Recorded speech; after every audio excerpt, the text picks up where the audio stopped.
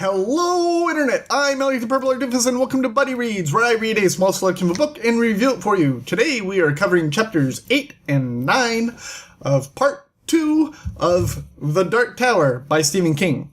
I hope you've read up to that point yourself, because I do not want to ruin anything for you. Yes, everything's different, everything's changed. I have to do this really quick, because I'm going to meet a friend. This section starts off with Roland and the rest of the pilgrims listening to audio tapes from Ted, who I believe is one of the friends that Roland had in Wizard and Glass. Ted is a telepath. Is that right? He can't move things with his mind, but he can read other people's minds. That's what he can do.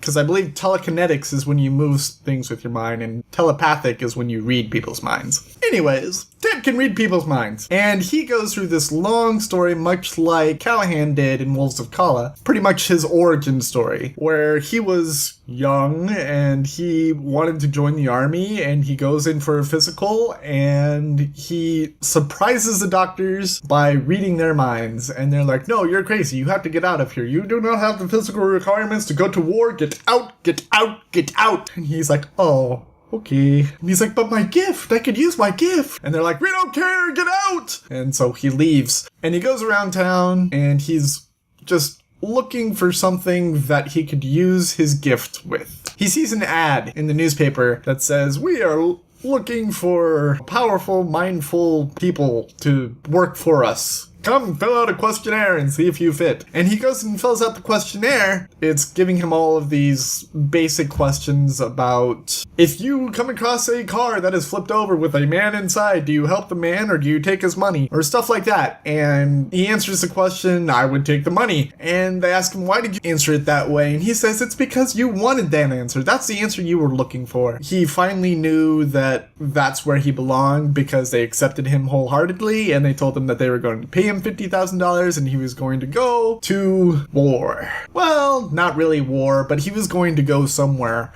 and he was going to do warlike things. So he goes off to war, or warlike things. He goes off to do those things, and that's when he realizes that he has become a breaker. And what a breaker is someone who concentrates really hard with their telepathic mind to break the remaining beam to the Dark Tower. And he finds this out because the guards that are around him are wearing these thinking caps. And he finds out that these thinking caps aren't thinking caps. These thinking caps are hats that are like tinfoil hats to keep the breakers from reading the guards' minds. And he befriends one of the guards, and the guard keeps on lifting up his hat and scratching his head, and he finds that when he lifts up his hat, he can read his mind, and he reads his mind to find out that what Ted is actually doing is he's trying to break the beam and destroy existence as we know it. Along this journey, he befriends Shimi, the town idiot from Wizard and Glass, and he is telling these stories in a gingerbread house which was created in Shimi's mind, because Shimi has the ability to teleport people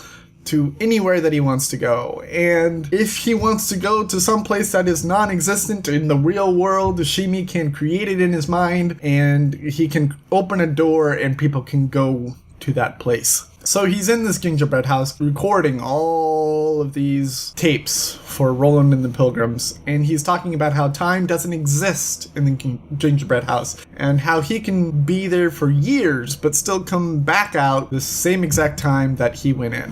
Shimi meets up with him after he finds out that he has become one of these breakers, and he says, you know, I can help you. I could let you out.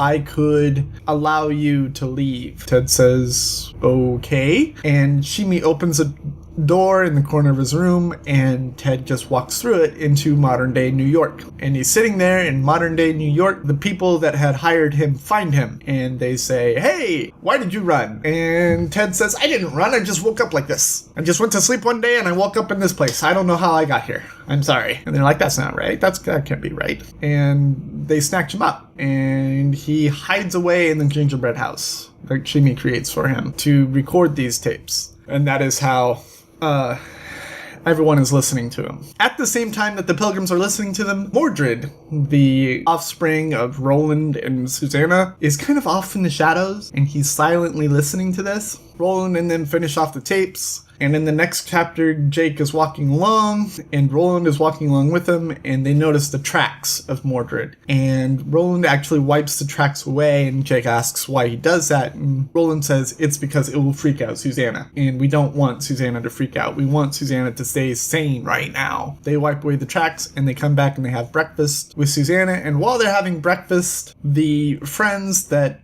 Roland had from Wizard and Glass come through a magic doorway into the living room, and Roland just treats it as if it was a normal occurrence and says, "Come in, have some breakfast, have some bacon, have some eggs. Tell us what you're doing here." And that's pretty much how this section ends. It's been a while since I picked up this book, so I don't remember where they got the tapes. If you know where they got the tapes, please tell me where they got the tapes, because I forgot completely where they got the tapes, and I don't want to go back and read that part again. If you like what I'm doing, go ahead and click the subscribe button. If you like this video specifically, go ahead and hit the like button, and go ahead and leave a comment letting me know exactly where those tapes were, because I forgot. Please.